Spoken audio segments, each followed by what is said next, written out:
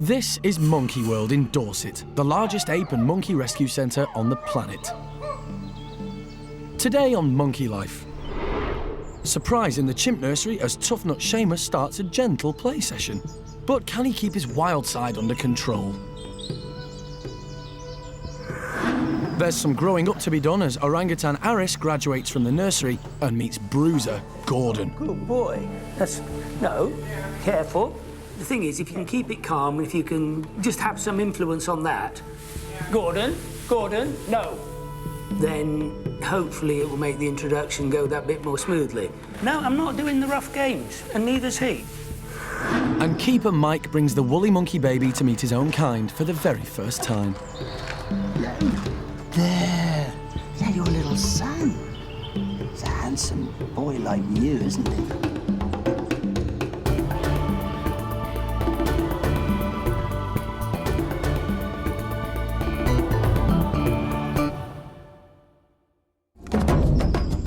When Monkey World rescues a primate, it has a home here for the rest of its life.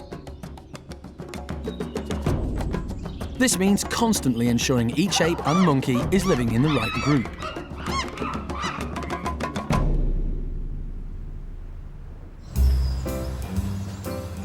Today, it's all changed for one of the park's orangutans, Aris. He's moving out of the orang nursery and into Gordon's adult group. You know, he's getting quite old now for the nursery. He's quite focused on some of the little girls. I mean, he's not a big problem, but he likes to play really, really rough, which is great, but some of the younger kids are not quite so impressed with all that. So it's better to do it when he's young, and Gordon will hopefully accept him as a little kid rather than a rival male. Aris is too big to be carried to his new enclosure. At his age and size, he would normally have to be sedated, but an anaesthetic isn't the healthiest option for him. So, over the past few weeks, the primate care staff have been teaching Aris to walk into a travelling box. Good boy, Aris. We don't want to anaesthetise him to move him because he's only a little kid, and the risks outweigh the benefits there. So what we'll do is we'll try and get him in. We have special treats. Penny's gone and got chocolate raisins and cherries and all sorts of stuff like that. So if he doesn't go in today, we just try another day and we just keep trying until he goes in. Aris has been happy to walk into his box on many occasions. But today is moving day and Aris just isn't playing ball. Well, last time he took about 5 minutes before he actually went in, didn't he? So he's Surely a bribe of his favourite sweets will get him into the box. Actually, hang on, he's only got one fingertip out. Eat your sweets, and get in the box. Apparently not. He's gone all the way in now and left one hand out, which he quite often does. So now it's just a case of getting that last hand in and we can close his slide. So it might take another few minutes, but he's doing pretty well at the moment. Good boy. Eat right then. Next up, chocolate raisins. Aris is fond of chocolate raisins, but just how fond? Very fond. Right.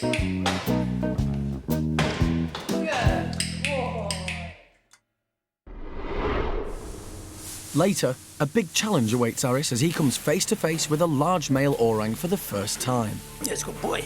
Gordon. Gordon, no. And there's a potentially serious medical problem for Capuchin monkey Tom. When a keeper's flagged up that he had a black lump in the mouth, that can be a melanoma and it can be extremely aggressive, very serious. And Tom's chances wouldn't be good under those circumstances.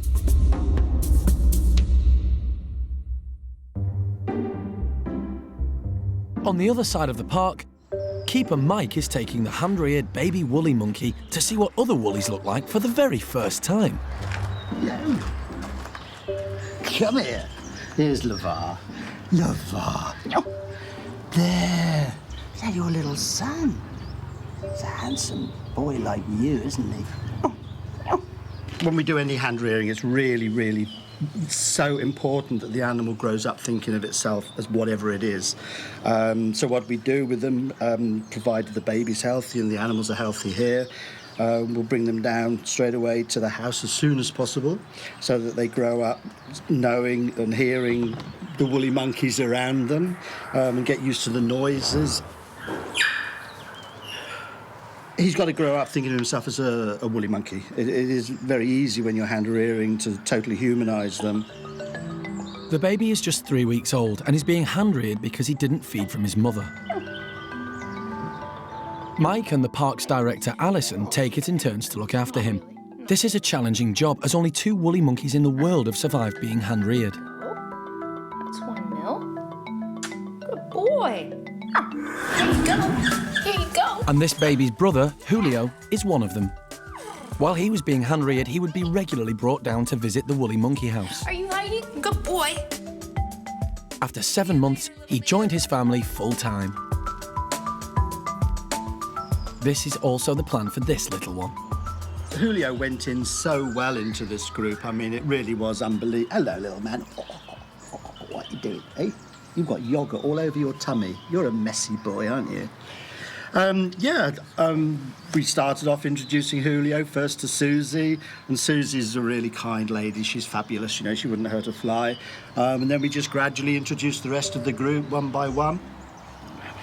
Most of the park's woolies are given South American names, as this is where woolly monkeys come from. No, we haven't named him yet. We're just in the process of collecting lots of different names from the keepers who work with the woolly monkeys. Then I'm sure Alison will get together with everybody and we'll hit upon a name. But this baby may end up with something a bit more British. I think Dave is a popular one. I don't know. I mean, to me, it doesn't really matter what they're called, you know. But, yeah, he needs a name other than Little Man or Little Fella or something, or worse.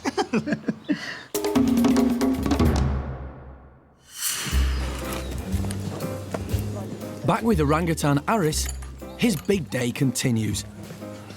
He's moved out of the orangutan nursery and into Gordon's adult group.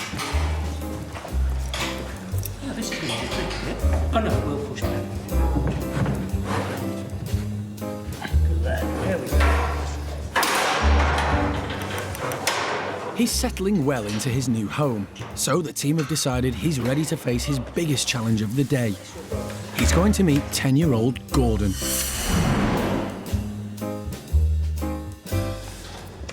Aris can see Gordon and the other adults opposite him.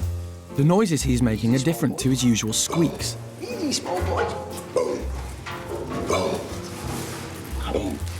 This is actually a more adult noise he's making now. He's slightly worried, he's slightly angry, he's a little bit stressed out, so that's more of an alarm, more of a slightly aggressive, just kind of what's going on kind of thing, because this was not what he had planned for today. He had today planned running about in the nursery with the little kids. You coming in next? Although Gordon is 10 years old, in orang years he's already a teenager. And like a lot of teenagers, he can be unpredictable. So before Gordon and Aris make full contact, they'll be introduced to each other through the mesh. Aris, Gordon. They're both interested and intrigued. But there are no aggressive signs, so it's decided to let them meet face to face. And, as always, animal manager Jeremy is on hand to try and keep the peace. Hello, young man.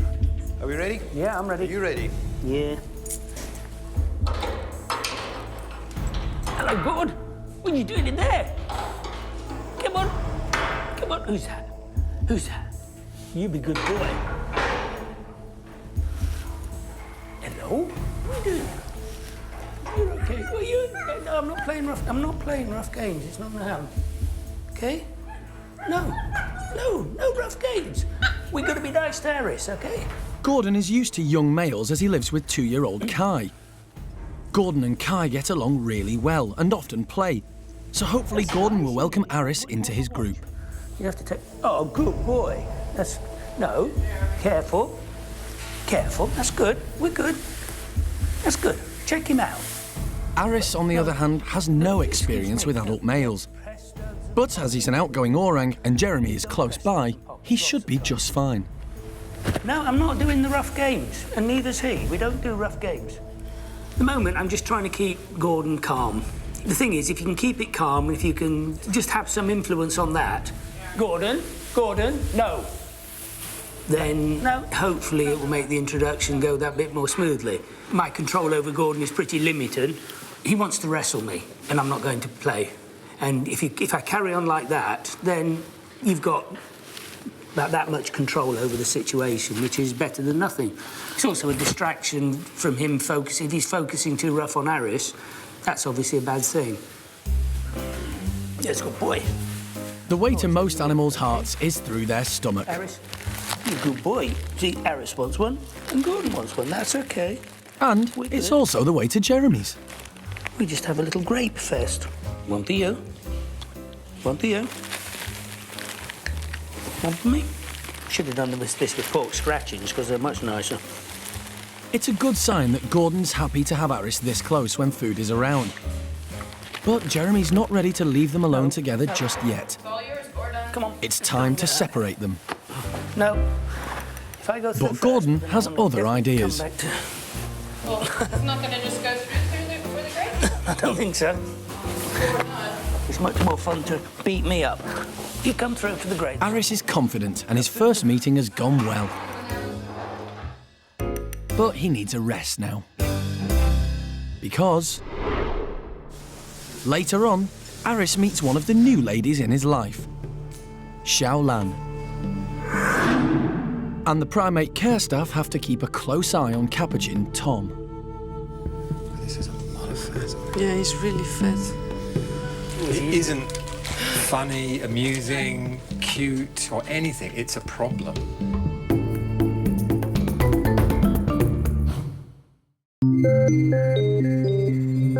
This afternoon, in Monkey World's medical room, there's concern for the alpha male Capuchin monkey, Tom. Tom has got some funny little lumps in his mouth that we just want John to have a look at. And he's tried to have a look through the mesh and can't get any decent diagnosis like that, so we're just going to anaesthetise him and have a proper look. 12-year-old Tom lives with 3 other Capuchin monkeys rescued from the pet trade. Today in Britain, anyone with the correct licence can own one of these primates. But often people don't know how to look after them properly.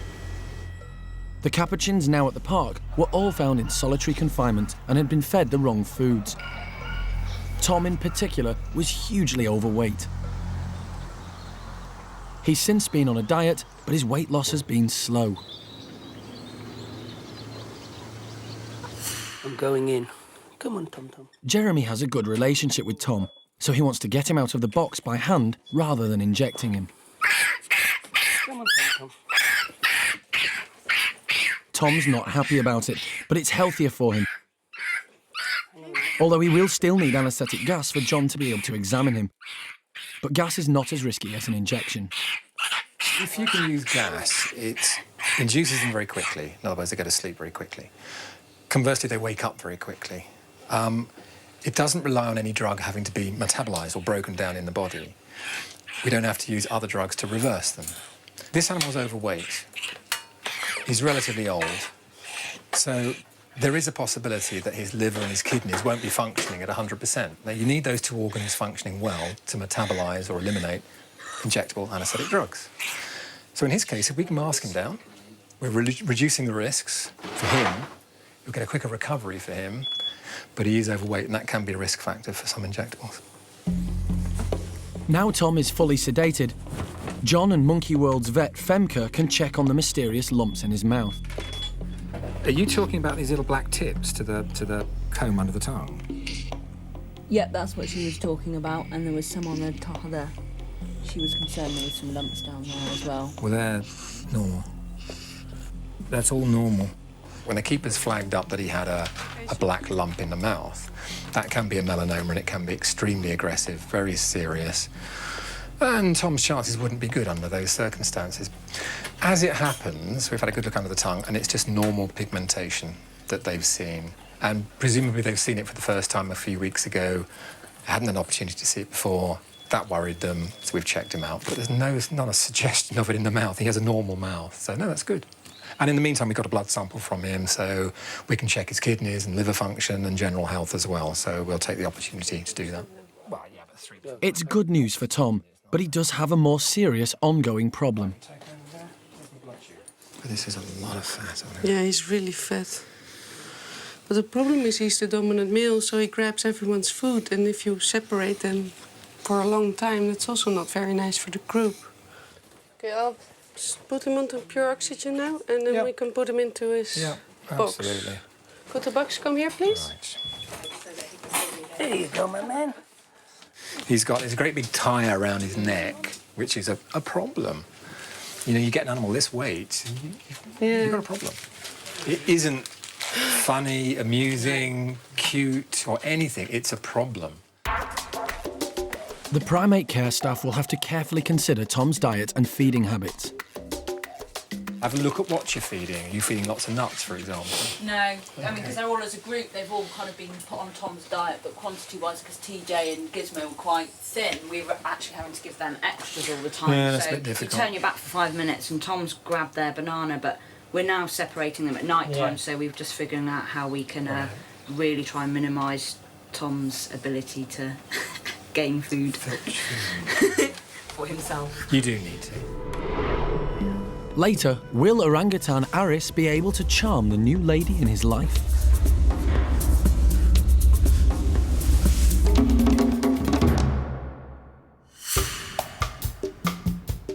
The park's nursery gives the younger chimps a chance to develop social skills that'll be necessary for them when they move on to one of the adult groups. But there's one chimp who's spent more time here than anyone else. 8-year-old Sheamus. He's either causing trouble with the other chimps or chilling out with his foster mum, Sally. The pair share a special bond. Just like humans, chimpanzees develop their own unique personalities, and Sheamus's personality is certainly unique. He's mischievous, inquisitive, and always in the thick of it at playtime.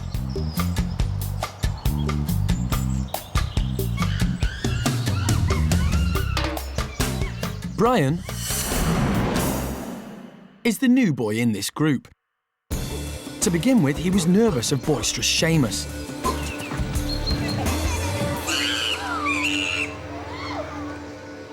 But now they play happily together.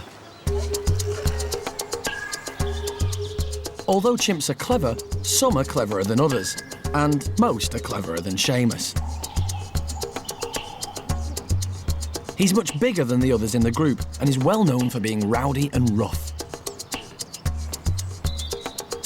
But today he seems to be on his best behaviour. And Seamus's gentle play is also popular with toddler Ash and cheeky Ben. Eventually, Sheamus will have to move into a more adult group. But as long as he carries on playing nicely with the youngsters, there'll be many more rough and tumble sessions for the little ones to enjoy.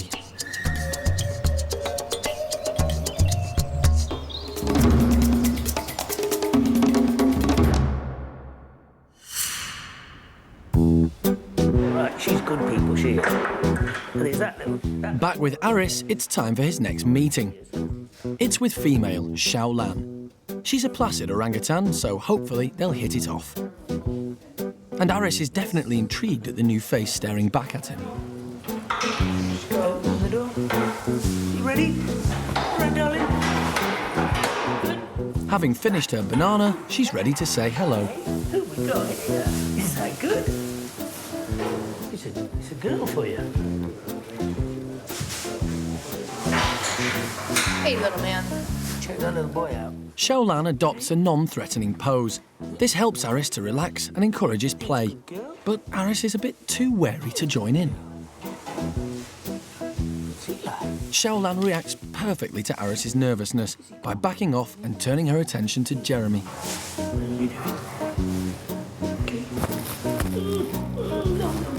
Kissing and stuff. It's not that sort of program. We don't do the kissing stuff. Is this all right? You're doing very well. It's a girl thing and being more mature. Obviously, she's very interested in him. She needs to check him out, which she is doing. Good girl. That's nice. But she doesn't have this competitive, physical thing that the male would have. It's just really that simple. In the wild, orangutans are thought to be semi-solitary. The number of social interactions seen in one day in a chimp group might occupy an entire year in an orang's social diary.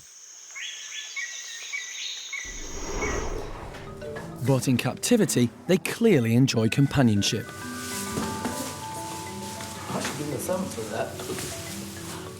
Aris is used to adult females as he's lived with our mate for the last 3 years. And soon, he's confident enough to react to her advances, albeit somewhat aggressively.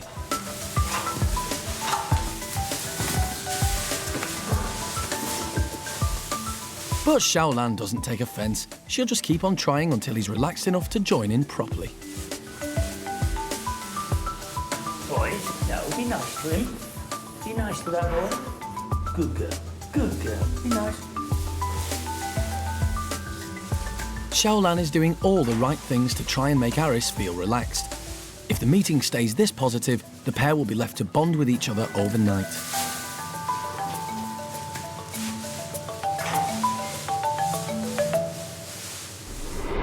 Next time, Orangutan Aris meets bundle of energy Kai and his mum, Xiao Kuai.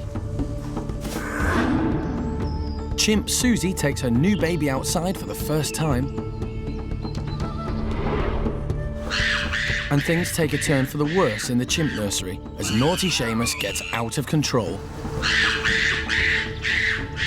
Those two little children down there are frightened to come up here because you're such a bully. Do you get that? So you're going to have to go and live in the bachelors.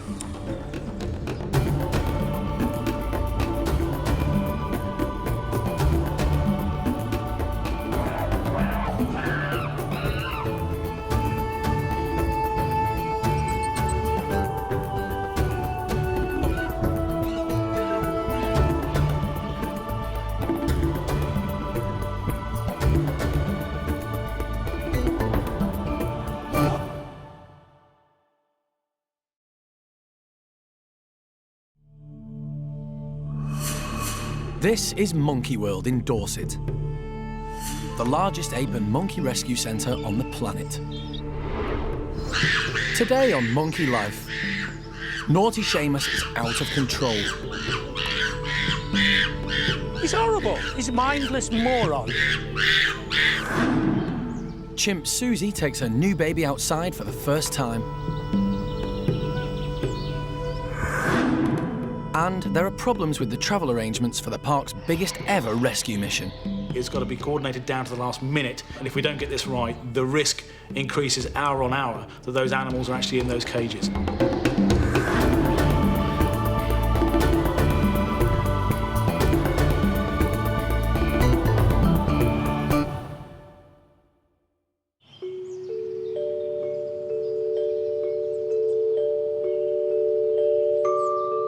It's early morning at Monkey World, and some of its residents are having a lie-in.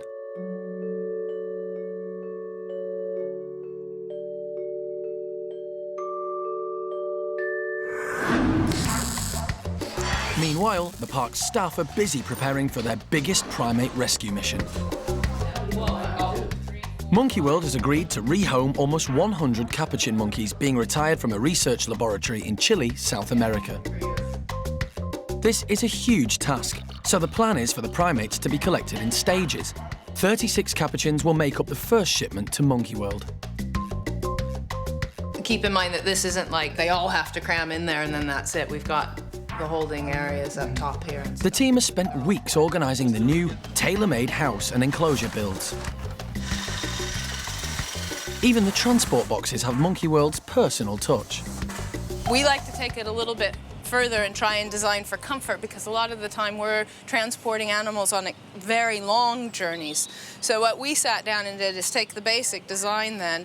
You have to decide how big you want the box because a lot of the time you presume bigger is better. But if they're wild animals that are used to tucking up together and sleeping and feeling security in more confined spaces like the Capuchins do often, you're better off making the boxes not overly big. I mean, you can see there's going to be enough room in here for an animal to move around and feel comfortable, stand up, stretch her limbs, reach out, but not enough that she can run around the box and bang into the walls and hurt herself. So I think it's perfect size. We've also put in plexiglass windows into them so that they can see out, because we found that when we've been transporting animals from Asia in the past, that if they can at least see where they're going, stress levels inside of the box just more than cut in half, and they arrive feeling much more relaxed and content. The realisation and enormity of the mission ahead now starts to hit home. I know when you start seeing all of the boxes lined up and all of the windows, and knowing that each one of those windows represents another face that you're going to have to look after and care for the next, I don't know how many years. It's a bit of a daunting task, but really quite excited.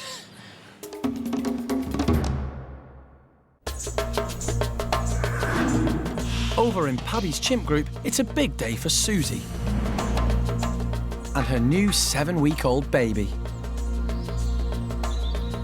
This is the first time they've been outside since the birth. Chimp life can be volatile, and Susie's taking no chances with her precious infant. She keeps a safe distance from the rest of the group.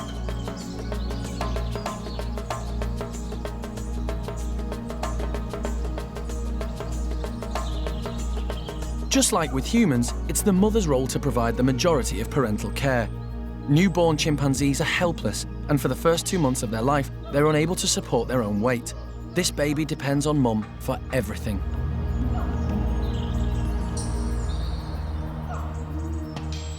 But Susie is an experienced mother. She still shares a close bond with her firstborn, 6-year-old female Eddie. This time round, though, it's a boy for Susie, and he's been named Bart.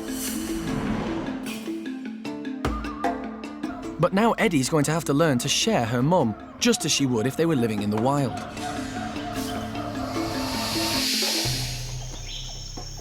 When another baby's born, the elder sibling will remain close to their mother, but spend more time with the other members of the troop.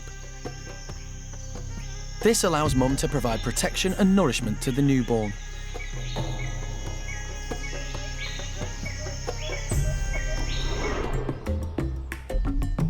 And this is exactly what's happening to Eddie. Susie focuses on Bart, and Eddie is clearly jealous. She's never been blanked by her mum before and wants her attention. But when Susie walks off, it's becoming clear to Eddie that she's going to have to share her mother. Later, will Eddie calm down and be allowed to make contact with her baby brother? And with naughty Sheamus, his cheeky behaviour is getting so out of control, there's nothing animal manager Jeremy can say or do to help. You're not taking me seriously, are you?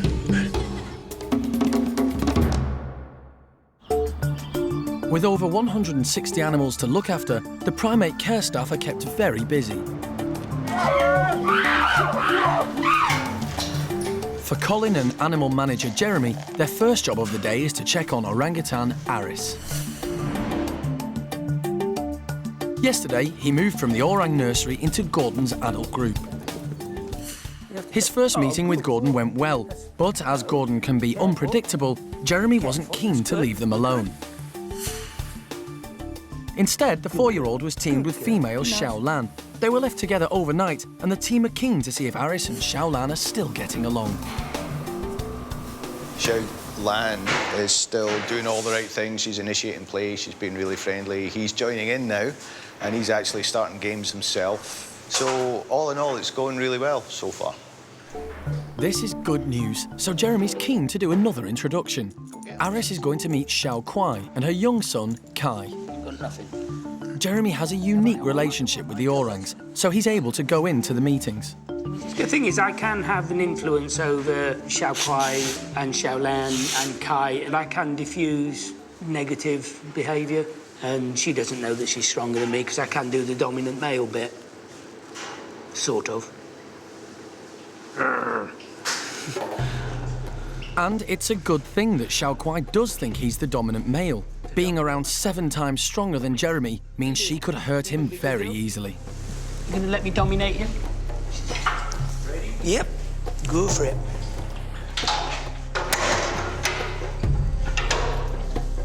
Now I'm gonna go through first. Xiao Kuai is keen to go through, but it's food rather than Aris that is tempting her. Well, you just walk past and she's just trying to find see if there's any grub or anything. While Mum is occupied, Aris is eager to introduce himself to young Kai. Good boy. Tearing herself away from the food, Xiao Kuai is close behind, as is Jeremy. No, I'm not playing rough games with you. We're doing an introduction here. And Aris shows them why he was so popular in the nursery by turning the meeting into a good old play session. We've got a bit of bonding going on here. Aris is a streetwise lad, which seems to be helping his integration process. Before coming to the park, Aris lived with baby gorillas, where rough and tumble was all part of life. And Aris has brought his love of physical play to the orangutans. And they seem to love it too. Jeremy's quietly confident, so he's left them to it. But he and Colin will still need to keep a close eye on proceedings. Primate meetings are unpredictable, and this one could go from good to bad at any time.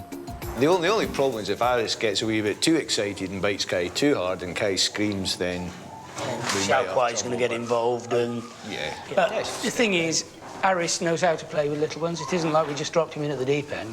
He knows how far he can go, and if you pull this bit too hard, he's going to get a negative response. Xiao Kuai doesn't seem to be overly protective at all.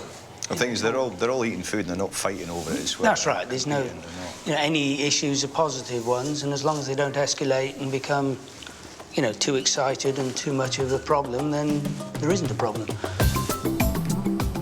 It's a good job that Aris has bundles of energy, as he'll soon be living with Xiao Kuai and the other members of the group full-time.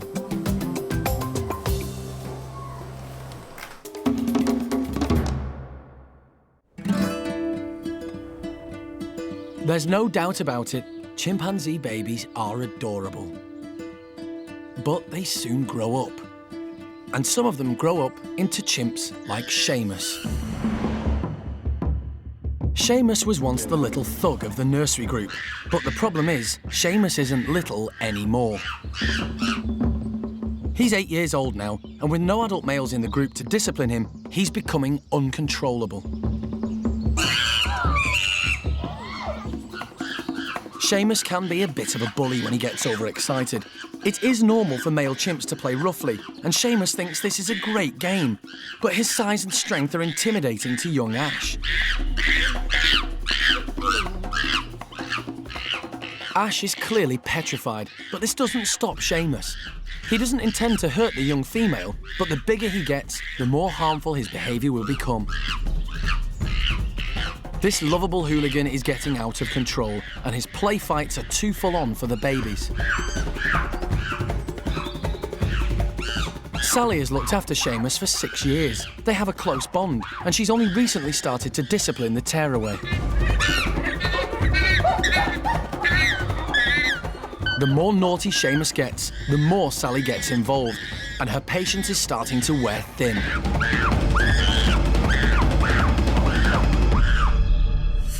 And later, it's not just Sally who has her hands full with Seamus. Animal manager Jeremy has to get involved. One day, you're just going to get so much of that. You're going to get so much of that. Is it time for Seamus to move on? Your days are numbered, matey boy. And chimp Susie enjoys the perks of motherhood. She's being pampered by alpha male Paddy.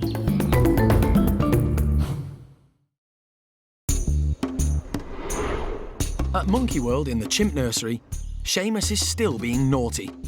So animal manager Jeremy has come to keep an eye on him. And he's brought some goodies. Right, who wants a pumpkin? Got a pumpkin. Oh, sorry, Bri. But 8-year-old Seamus isn't interested in treats. Terrorising the babies is what he does best. Why? Because there's always a bully. Everybody wants to be, but these are chimpanzees, they're revolting. They really are the most repulsive, revolting, disgusting, horrible animals that God ever created.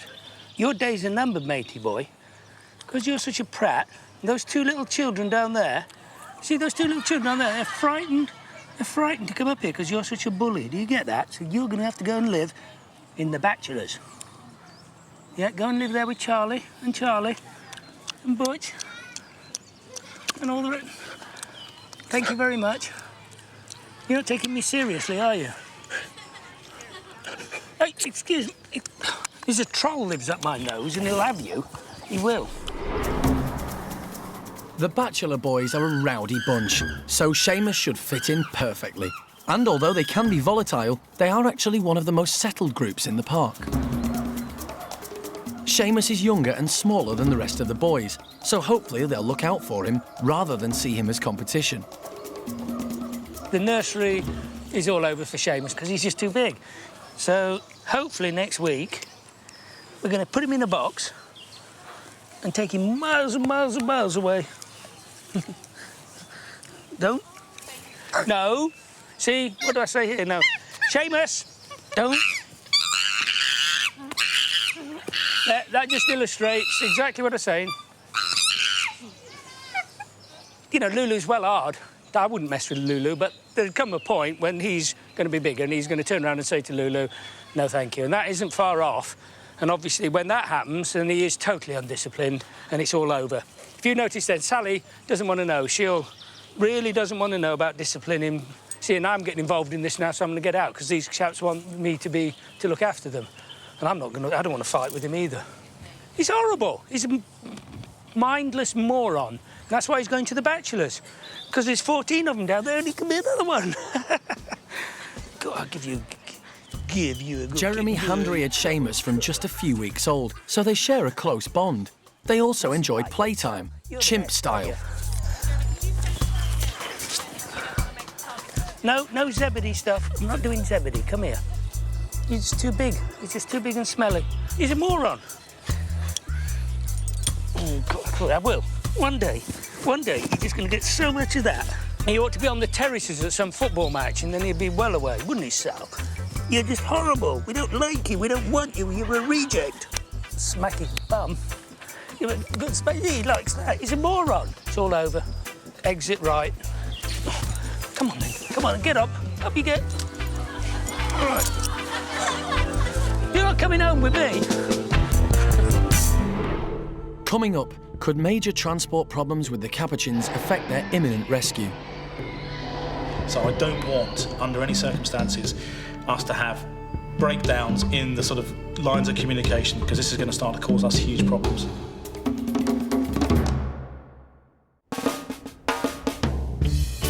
Back at Paddy's chimp troop, young Eddie is determined to get her mum's attention.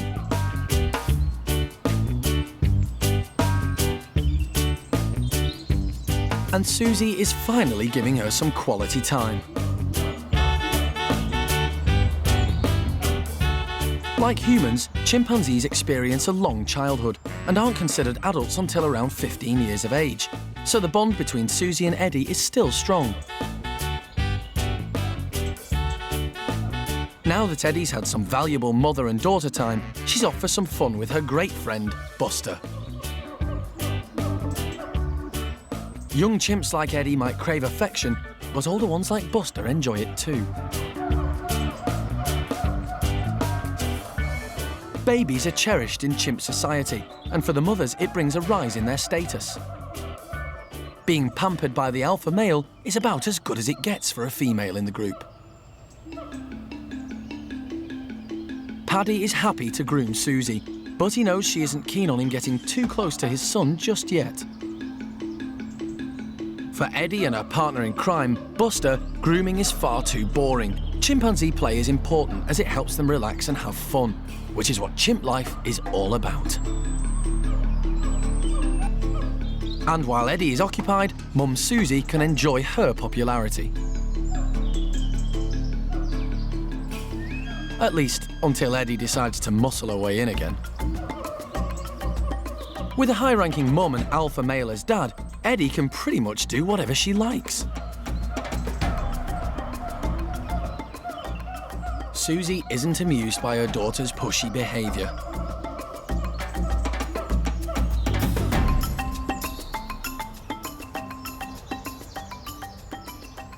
But when this self-centred and lively young chimp turns her attention to her baby brother, everybody gets a surprise.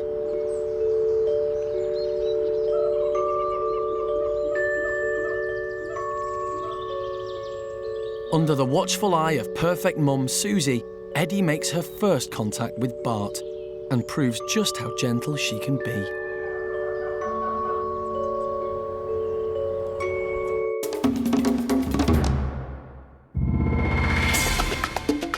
In the last 21 years, Monkey World has rescued 185 primates. But the park is now preparing for its biggest ever rescue, increasing the population by nearly 50%.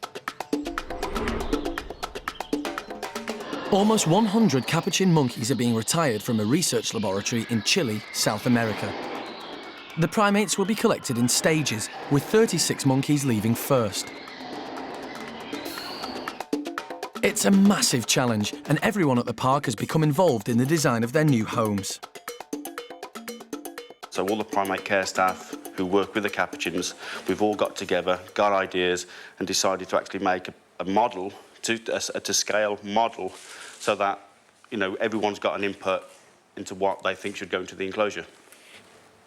Well, we've taken into consideration, obviously they like to be up in the air, so we've got nets, we've got ladders, we'll actually put ropes in to try and create some type of treetop where things move so that they can actually adjust, so they use the balance and their intelligence. You know, it can be daunting when you've been kept in conditions where you've not had outside access, so it's a complete new world for them.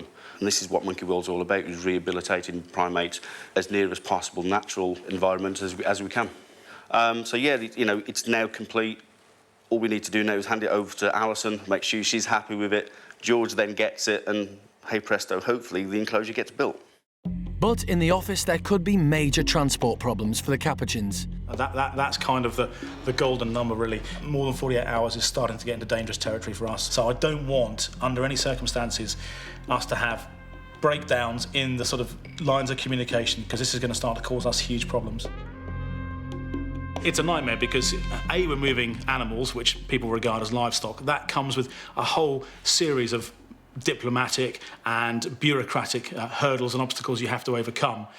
In addition to that, there's the pure logistics. You know, moving animals, I mean, they're difficult things to move. They're very fragile, extremely precious. They've got to be moved from the laboratory. They've got to be got to the airport. We've got to cage them up, check them, get all the paperwork done. And then we've got to find some way of actually moving them from Chile back to the UK, and it turns out there are no straight routes. So actually, you know, it's quite easy to say we're going to go and rescue 36 Capuchins, but the reality is, you know, this is actually a huge logistic exercise and very expensive. It's an extremely expensive move, this. It's our biggest ever rescue. It's got to be coordinated down to the last minute, and if we don't get this right, the risk increases hour on hour that those animals are actually in those cages. Whatever the problems, Jez and the team resolve to remain undeterred. These 36 Capuchin monkeys are coming back to Monkey World. They are coming from this laboratory where they've been tested on for years and years. We are going to do this. This is what we do. This is what we're all about. We will find a way. It ain't easy, but yeah, we'll work it out.